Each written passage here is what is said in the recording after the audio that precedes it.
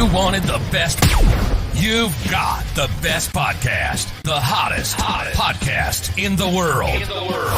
The Chris Voss Show. The preeminent podcast with guests so smart you may experience serious brain bleed. The CEOs, authors, thought leaders, visionaries, and motivators. Get ready. Strap yourself in. Keep your hands, arms, and legs inside the vehicle at all times, because you're about to go on a monster education roller coaster with your brain. Now, here's your host, Chris Voss. I'm Chris Voss here from thechrisvossshow.com. There you go. The Iron Lady sings it, and that's how you know the show is officially back on. Welcome to Big Show with our family and friends. We certainly appreciate you guys being a part of the Chris Voss Show. As always, if you're catching us during the holidays, happy holidays. I know, people will be watching our videos 10 years from now on YouTube going, what? It's May. But happy holidays if you're in that sort of thing, wherever we catch you when you're watching the show. But right now, as we're recording this, it is the happy holidays of the 2023 era. So there you go. Well, happy holidays, folks, and happy New Year.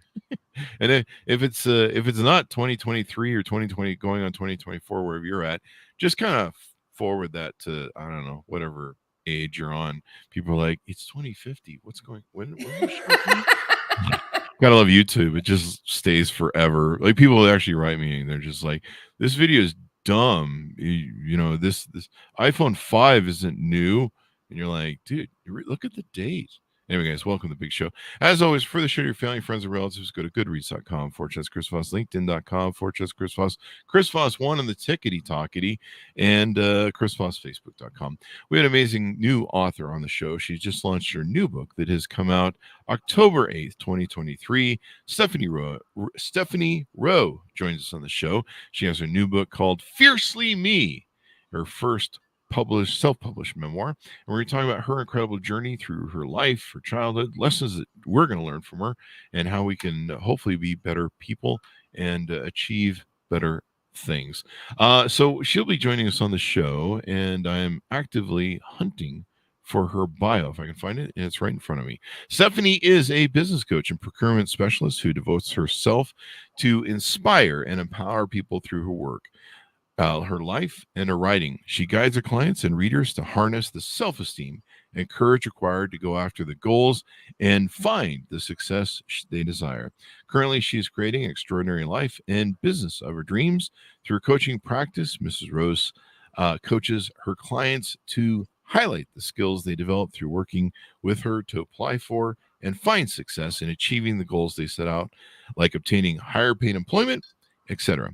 One of her lifelong passions is to empower others to take charge of their life and guide them towards a path of happiness that everyone deserves. Welcome to the show, Stephanie. How are you? Thank you so much, Chris, for having me. I'm doing really well. There you go. We're currently in the future, so we're at Boxing Day, but I do understand that you are Christmas Day, so Merry Christmas. There you go. You're in the Australia part of the world, correct? Yes, I am in Australia, and it is currently like 30 degrees, sunny, beautiful. It is a really warm Christmas this year. Well, it's been really warm. We've just come out of a heat wave, but I've been messaging some people in your side of the world, and they've been sending me snow photos, and I'm like, yeah, polar opposites, guys. Yeah, I'm freezing my bum off. I remind myself every year that I need to move to Australia for winter here, so that I get summer there, and then move back and forth. Plus, I like to see what the toilets look like when they flush the other way.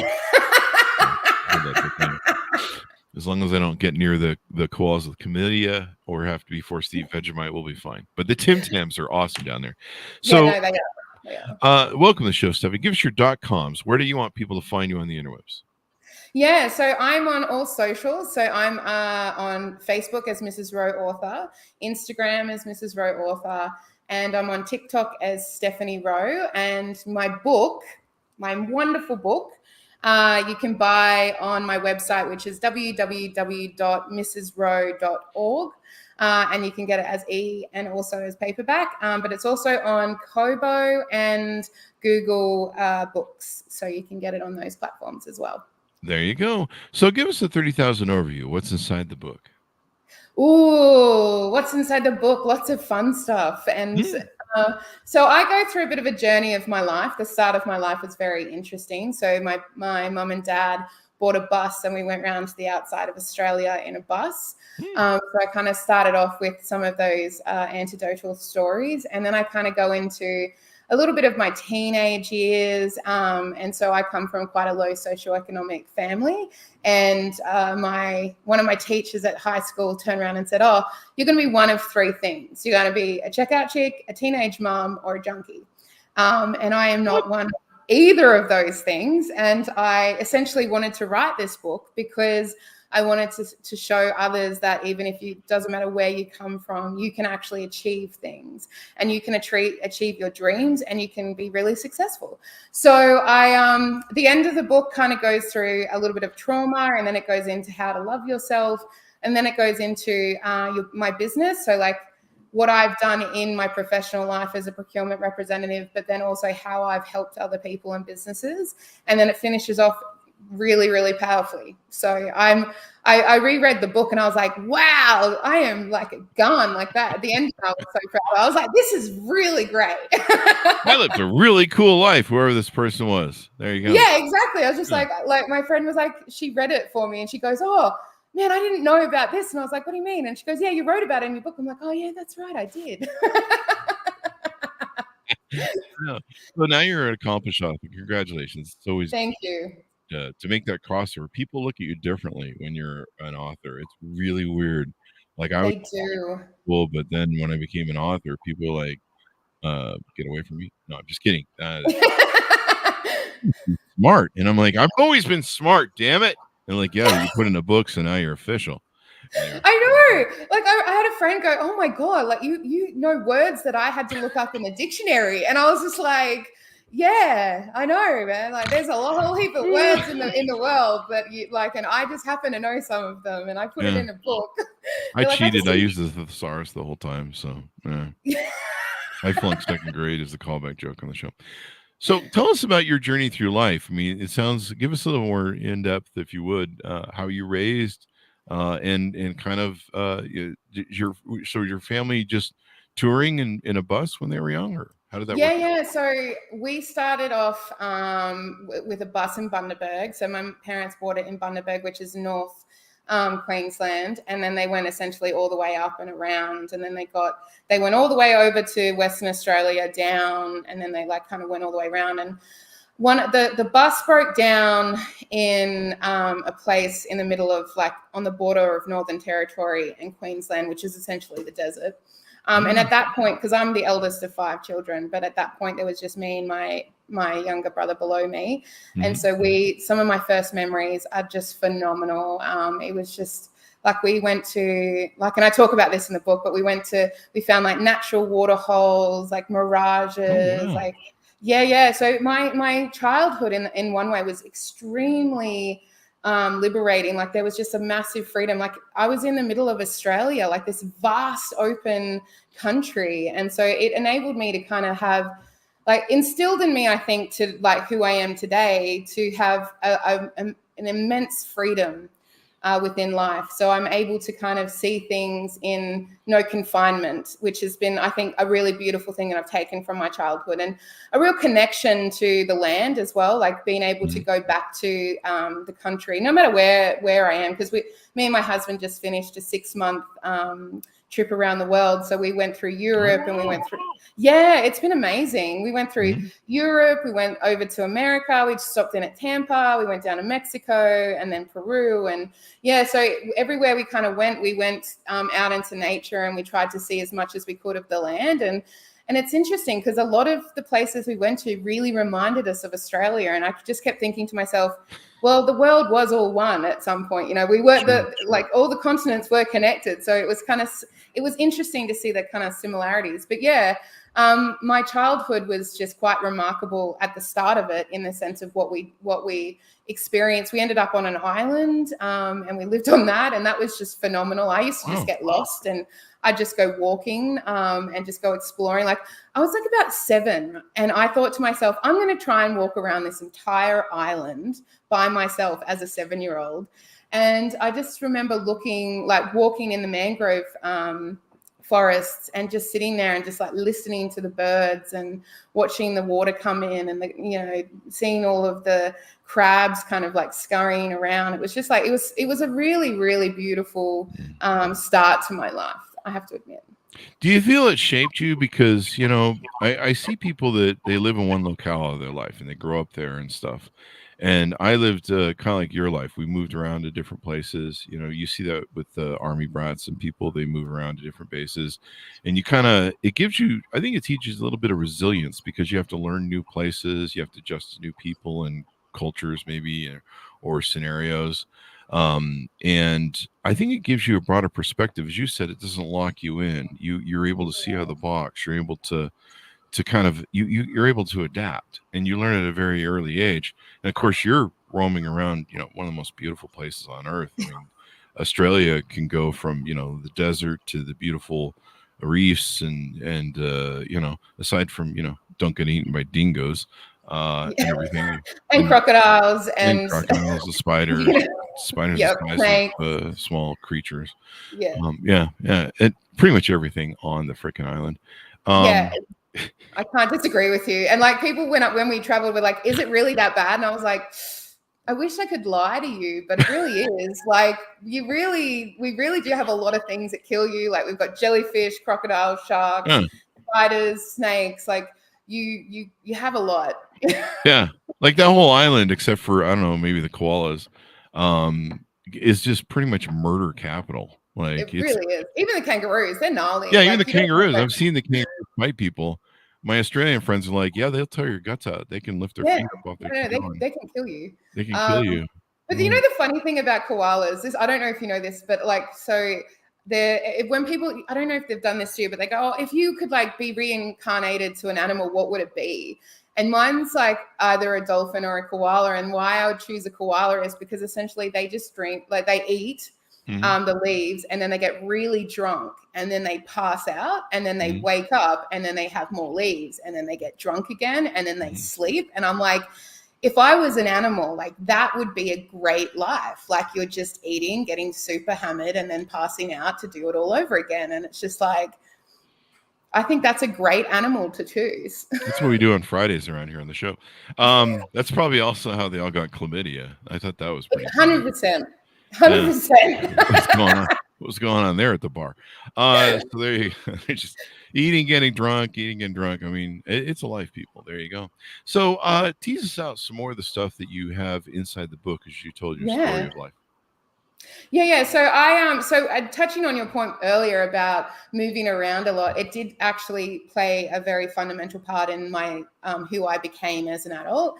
And I like moved around like a lot after I finished high school. And because I wanted to see as an adult the world that existed. Like, so how I'd seen Australia was through my eyes, and I wanted to see it through an adult's eyes. So I went traveling, and lived in Alice Springs. I went far north Queensland. I went to, the rainforest, the creeks. I went down to Tasmania. I lived in, Melbourne, Sydney, Newcastle, Adelaide, Kangaroo Island. Like I just went all over the place. And a lot of people, and I talk about this in the book, like when you move around in Australia, a lot of people, as you mentioned, just stay in one place. They stay in a city, they grow up, they have their friends from school, they marry, they have children, they get the house, they do the whole thing, but they don't generally kind of leave. There's that kind of settlement, which I totally understand and respect. But for me, and from what I can hear from you, we moved around a lot. And so you do learn different skills. You learn how to talk to people. You learn how to pick up on things. You learn how to integrate easier. You're a little bit better with change. You learn how to, deal with change and how you transition that with others as well. And so through me moving, not only as a child, but then as an adult, I learned a lot of skills. And what I touch on in the book is around, just because like there is a bit of a judgment for me, like, why have you moved around so much? Like, why haven't you stayed in one spot? Like, what, this is really abnormal. Like, there must be a reason why you're doing this, like. Did you tell them, why are you so boring? I know, right? In one place of your life, you have no fucking idea what's going on in the world. 100%. Exactly right. And so like I talk about that and I call it out because I'm like, just because you've stayed in your suburb for your whole life does not mean that there's something wrong with me. It just means that we have a different life. And so I really I talk about it, and I talk about, having to push through my own, because I moved around a lot, I had to learn how to settle. Yeah. And I had to learn, because for me, I'm all about self-development. I want to understand who I am within the world and then be able to help others as well through that. And so I talk about how I had to overcome moving around because it was the most familiar thing for me. And so I did that, and I had self-reflection, and it was really difficult because it was like, I just want to go somewhere else. I've done this city, I'm bored, I don't want to be here anymore. I want to go somewhere else, it's a bit, and find something interesting to do. And I had to really push through that personal baggage, essentially, from childhood and settle. And I was like, no, I'm committing to myself to prove that I can do this. So I got a unit, I got a job, and I stayed in one place. And I stayed for 4.5 years. And I built a social community. I had my social network. I was doing really well with my work. And then essentially what happened was my mind played this trick on me where it was like, hey, we're going to reconnect your frontal cortex to an experience that you had when you were a child. And essentially it's called a blocked memory. Or a repressed memory. And so when I had settled, I'd finally settled, I'd pushed through, I was like, nope, I'm going to try it your way and see how I go. And then within 2 years of me settling down, my brain was like, hey, you're in a really great place. You've got, you're safe, you've got lots of money, you're really happy, you've got this great life. We're now going to just connect that memory back up, and we're going to, we're just going to dump all of these memories from your childhood on you. And I was like, wow, this is not great. And I remember going to my psychologist. I'm like, can you please tell me why now? And she's like, because your mind knew that you were in a place stabilized enough and safe enough to deal with it. And I'm like, that's so ironic in one way. It's just like, best life ever. Here's some real bad crap that I don't want to deal with. And so I had to go through, and I had to deal with the memories. And so with what can happen in life is that you either have one, which is the memory comes back fully as like a memory, or two, you have fragments, but you also have the physical sensation of what happened to you. So I was a 33-year-old woman reliving what was happening to me as being a 7-year-old child. And it was like the most craziest thing, because it's like, I know this is not like these sensations, these feelings, like, because I could actually feel the person like touching me. And it was just like, I'm like, I can't understand how this has happened so long ago, but I'm actually feeling it today. And I realized that the brain is a really powerful thing, which we as a race, we don't really know that much about.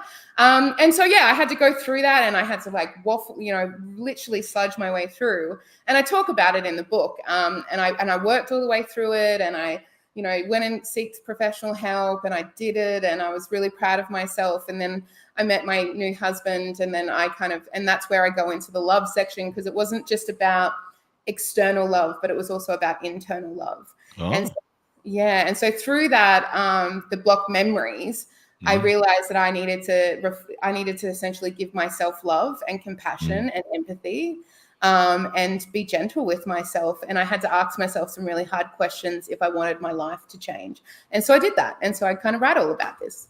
There you go. And congratulations on doing the work. More people need to do the work. I mean, if you have traumas, if you have issues from childhood, my whole life is an issue. So there's that. There you go. But we've had psychologists and brain people on the show, and what they've talked about is when you're young, your brain can't handle trauma. It's overload because you're just not equipped. And it's shocking. It's whatever you're going through, and so your brain will sometimes turn off because you can't handle it. It's kind of like shock when you first have an accident. It's your brain saying this is overwhelming, and the pain's too much. We're gonna preserve what's going on with this person and try. It's a protection mode, and so and then it's interesting, like you said, how the brain kind of says somewhere, that, hey, I think you're kind of mature enough to start taking this on. So we're going to reopen this for you and start sharing it maybe a little bit at a time. And, then maybe it's time now where you can deal with it. And it's kind of interesting how the subconscious mind seems to kind of know how that whole Oh, thing can work. So, it's amazing. Like the one thing that I've learned over the last few years is just how incredible our minds really are. yeah. And like, but also the possibility of like, because like what I have seen in my life is a lot. And as you said earlier, a lot of people choose to not develop, they choose not to do the work.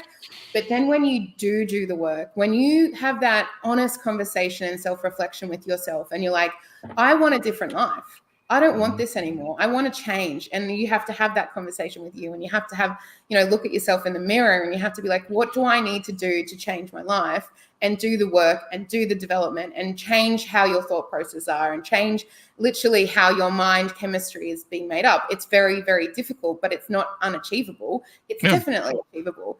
Anybody can do it. And so when you get to that place, you realize, because there was a lot of tears and there was a lot of hurt and there's a lot of pain, and there's still a little, it's not that it doesn't go away. It's just that I can now deal with it a lot better than I used to. But anything is possible. Like anything in this world is possible if you want it bad enough. And when you have that ability to go, you know what, I do deserve this.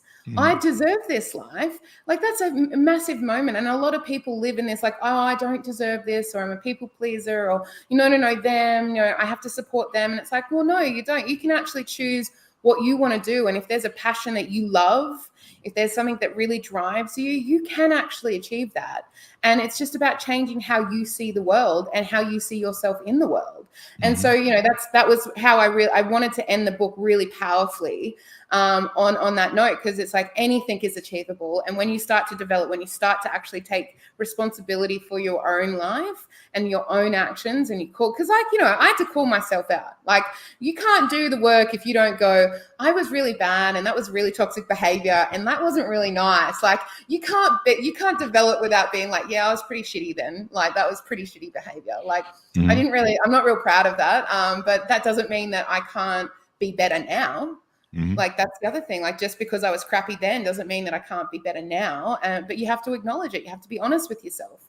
And a lot of people don't like that because it's uncomfortable. Yeah. My biggest trauma of life was that I didn't wake up until I was about 50 and it happened when I suddenly turned 50. I'm like, holy shit, there are a lot of stupid people. And my brain went, yeah, we've been saving to let you finally realize that, because it's a little bit overwhelming.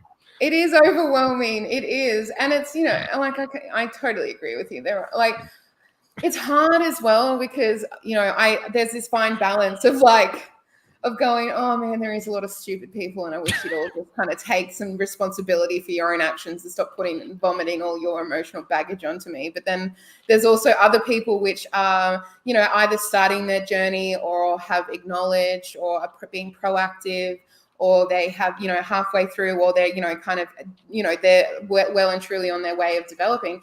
And so you learn kind of to attract the people that will either test you in one way and go, how much have you learned? Like, how much have you actually learned? Oh, like, let's just test. And then you go, oh God, they're testing me to see if I'm going to tolerate this behavior, or if I'm going to tolerate being treated like this or spoken to like this.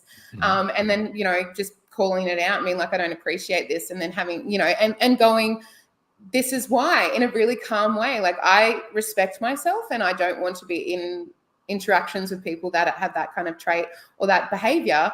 And then you've got other people which I have now attracted, and I've got beautiful people in my life which are developing and they're supportive, and we are all uplifting, because it's like, I'm not a person that wants to leave behind others either. Like I am like the supporter of all. Like if you want to achieve something, I'm your girl. Like I'm there just cheering you on, because everybody does deserve it, and I deeply believe that. But they have to be proactive in that. So like I've attracted all these wonderful people, and it's just been like my connections, my friendships, it's been like organically cultivating, and it's just this wonderful place. And I'm like, why would I want to be back there? Like there's so much drama. I don't want to be back there with all you people. Like I want to be like in this beautiful world that I've created and I've, attracted. So, like there's all of that, but there is there, you know, because I kind of have it in some of the family interactions that I still have. And it's just like, oh man, like, can we just stop already? Like, we've done this so much. Like, we don't need to keep doing it. You know what you do with those family members? You just fake your death and then change your phone numbers. They're the ones that aren't going to miss you anyway. So, well, I just want to quickly say, because it's not funny, but I deal with life humorously. But when we were in Peru, our trip got cut off short because we went on this tour to the Amazon, and the Amazon driver, this is the only way I can describe it, he didn't like roads that much, so he drove the bus off the road into the Amazon. And so essentially, like, the car drove off, went flying, and then like flipped 3 times, and then luckily was stopped by 2 trees. Wow. And I was just kind of like, all these things happened for us to get home safe. And then, like, no one really cared that we got home. And, like, I was like, but we nearly died. And, like, for me, me and Tessa were just like, but we nearly died. We literally flew off a cliff, like, and we're here. And, like, and it was just so bizarre because you're saying fake your own death. Well, we technically just attempted death. And then we realized, oh, no, not that many people actually care. And that's okay. This was no small crash, too. I saw a picture, I think, on your Instagram. You have a neck brace, and I think your arm might be broken or sprained. Yeah, so I have 4 tears in my shoulder, and I have a sac of fluid in my shoulder cuff. Me and Jason had... so it was hilarious because when we were in Peru, we were in a hospital and, like, no one speaks English, and it was really, really bad. And so we had an x-ray, and then the doctor was like, oh, you've got a wonky neck. And I was just like, what does that mean? And so he put a neck brace on me. And then when we got to Australia, they did another x-ray. And I'm like, do I have a wonky neck? And they're like, no. And I'm like, are you sure that I don't have a wonky neck? And they're like, no, you have like a normal neck. And I'm like, okay, cool. But yeah, so we had a really bad concussion. I've had severe bruising because, like, my body fell on the step of the van. So I had bruising all the way down the side of my right side of my body. And so there's been like a lot of muscular recovery. But yeah, it was just like, it was hectic, like so much bruising, so much pain. And it was just like, we get home and we're like, we're home, everything's going to be fine. And again, I realized like life tested me. Not only did we survive it, but it was also like, what are we going to tolerate when we get home? Like, are we going to tolerate the behavior of our friends and loved ones? Or is this going to be that moment in life where life shows you who exactly are your friends, who exactly loves you, and who exactly cares enough to check in and make sure you're still alive when you're here, you know? And because we met all these people across our travels, and they were just amazing. Like and so it was kind of this polaring moment for me, you know. There was, it was like, these are the people that I need to focus on, and these are the people that I just need to not worry about anymore. And farewell, sayonara, have a great life. Yeah, I mean, these are strangers you're meeting, and they seem to, you know, care about you more and take more interest in you than, you know, your relatives. But I mean, everyone's got those relatives, I suppose. They do, and so it was a very polarizing experience. But I think it signified nothing is going. Like, I remember lying there. Right, anyway, I find humor in this because it really was just like, what is going on? So the bus stops. I go into full like control mode, like I'm going to save the world, like don't move. We don't know how we've stopped. We might be on a rock. We might like unbalance it and keep sliding. And then but as I'm lying there, I'm looking through the top of the car, and I was just like, and this is literally what I thought. I was like, well, fuck you. Like, you just tried to fucking kill me. There's nothing that's going to stop me. You think that I was like ambitious before? You just wait. Well, you just wait. I'm like, I am going for the world now. Like, you just tried to kill me. What do you think I'm going to do now? I am like unstoppable. You just, you know, there was an attempt. I'm like, it's like, you fired at me, I'll fire back. Here I come. It was just like, it was, and that was literally how I took it. I was just like, nothing is stopping me. There is no mountain I am not climbing up now. Like, you are just like, you tried to kill me, you didn't, here I am. It's an old line, if you shoot at the king, you better not miss. So yeah, exactly. And that was literally what the university is like, oh, we're just going to like play with you a little bit. And then I was just like, oh, I'll take this and I'll like show you exactly what, I think also it kind of gave me a little bit of liberation, because I was like, because people thought before, like, obviously, like, I had the book, and a lot of people were kind of like, what are you doing with the book? Like, why are you releasing it? Rah, rah, rah. And I was just like, well, I'm releasing it because, like, it's a really good story that other people need to read. Yeah. And as it's been, I know. Why are you doing a book? I don't know. Everybody has a book. It's a cool thing. Why am I doing the book? Anyway, so it's just crazy. It was really, really crazy. Like, why are you writing this? It was like this. And I was like, because I want my story. I knew before this crash that my story was really important. Yeah. I knew it was. And I had to really fight with a lot, like, professionals within the industry, because people were like, you can't write your story like this. And I was like, yes, I can. You can do whatever I'm you an want. author. I can write it however I want to write it. And they're like, yeah, well, that's not like every other memoir. And I'm like, I don't care. Like, this is how I want to write it. This is my story. This is what I'm going to do. And so, like, as the book came out, because, like, as the book is coming out, all of this drama is happening with Peru and me getting back to Australia and all this craziness. And so, like, in the background, like, there's all these deadlines. Like, I have to get a printer. I have to make sure that all, that's happening. The PR is going on. Like, there's all this stuff in the background that's having to happen. Mm-hmm. And so I get the book, right? I get the physical book and I send it out to be reviewed, and people start reviewing it, and it comes back and they go, Steph, like, this book, this story is really easy to connect with. And I'm like, fabulous. That's what I wanted. They're like, this story just isn't your story. It's like, it's mirrored everywhere. Like, there's a lot of people that have similar stories that would, that they could connect with parts of it. So, like, everyone's got an auntie or a grandma or, or a father or, an uncle that they could relate to some of the people that I speak about in the book. Like, it wasn't just my story. And then it kind of started to evolve, because it was like, it was our story. It's everybody's story, and everyone can kind of connect to different parts in the book. And I just thought that was the most beautiful thing. It was like, this isn't mine anymore. This is our story. And everybody felt, and that was the last part, was that in all of the reviews has been, I felt empowered. Like, you can see that this woman is empowered, but it makes me feel like it's okay. Like, you can be vulnerable. You can go through these experiences, but then you can actually have that inner strength to change and to become who you want to be. And I was just like, tick, tick, tick, tick. I was just like, this is exactly why I wrote the book, because I wanted people to feel like they weren't alone on their journey, that they are capable, that, you can do the hard things, and that there is when you do the work, you can actually come out.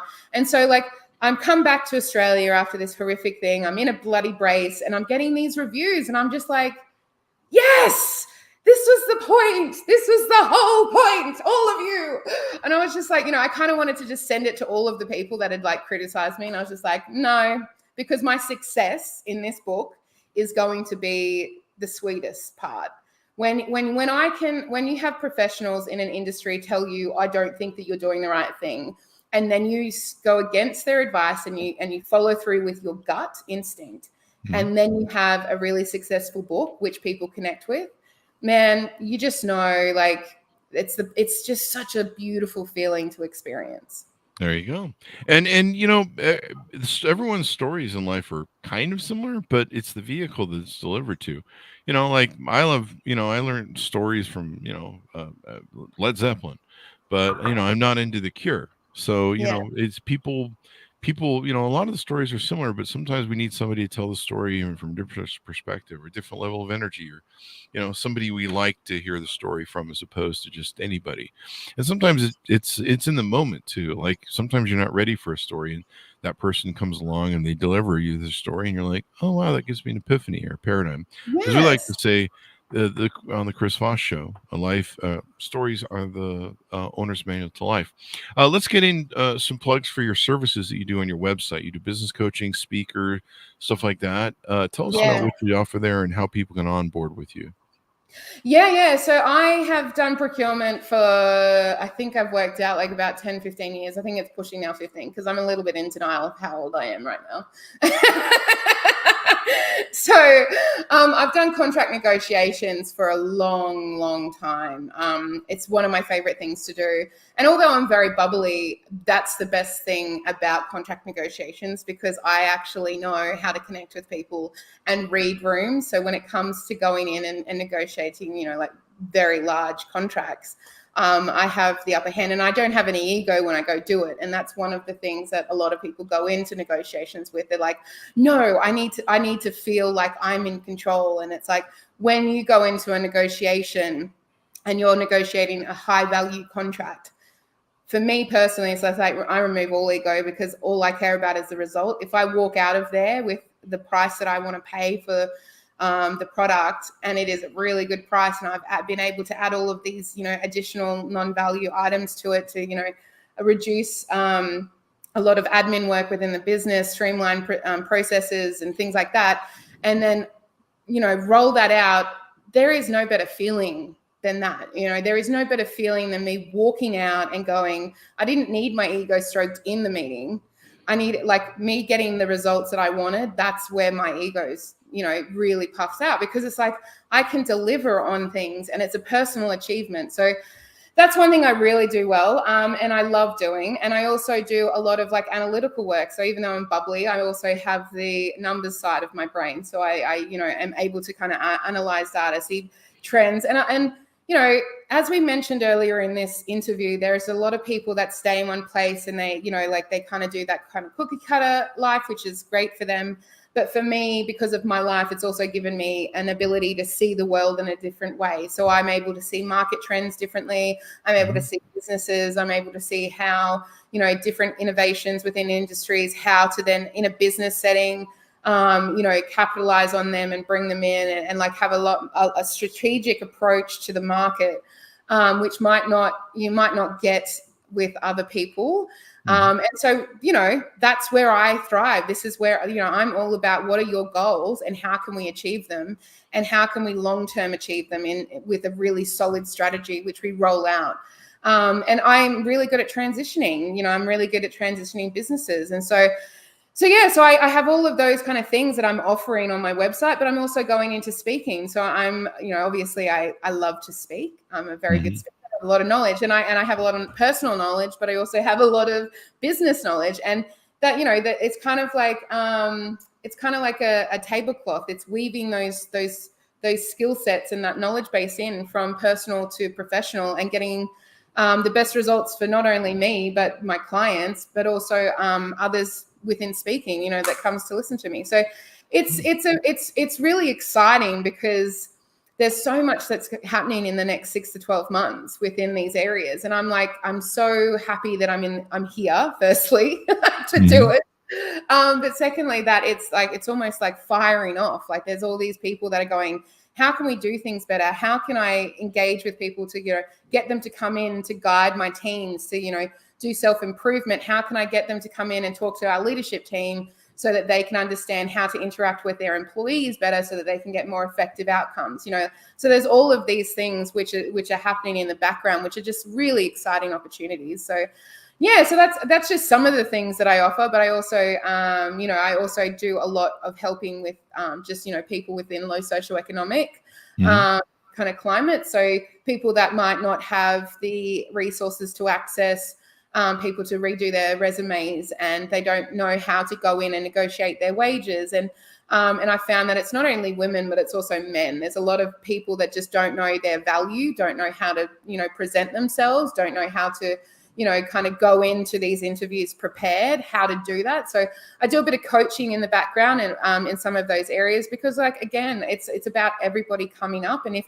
people are ready, if they are ready to go, what, I deserve this wage, I deserve to go in and get this position, and I really want it. And I'm like, well, I can help you do that. So there's been a lot of successes there as well. Just, some of the stuff I do on the side just to help some people out, to make sure that, because I'm all about balance, I just can't do all of the, big stuff. I also like to help out in smaller ways as well.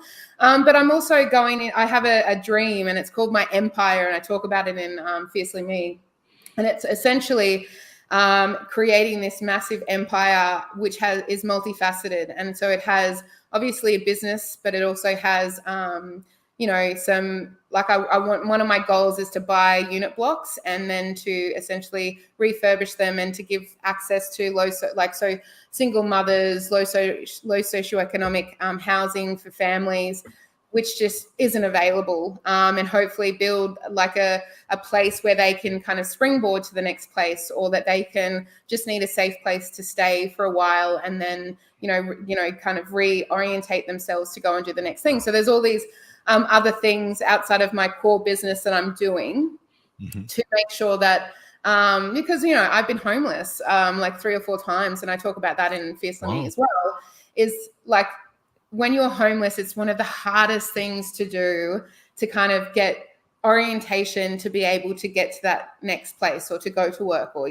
like all of those things. And so I really wanted to give back as much as I could to, springboard others and to help others along with my business and my core businesses, which I'm doing. And like I'm really good at it. So I love it. It's something I'm very passionate about. So there's all these exciting projects that are coming up in the next 12 months, which I'm very, very happy about.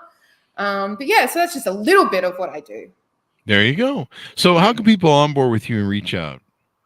So I have a website, so it has, and it's broken out into different sections. So www.mrsrowe.org, and it has all of my offerings that I have on there within business, within procurement, within contract negotiations, also within speaking, and bringing me in to, to speak at your events.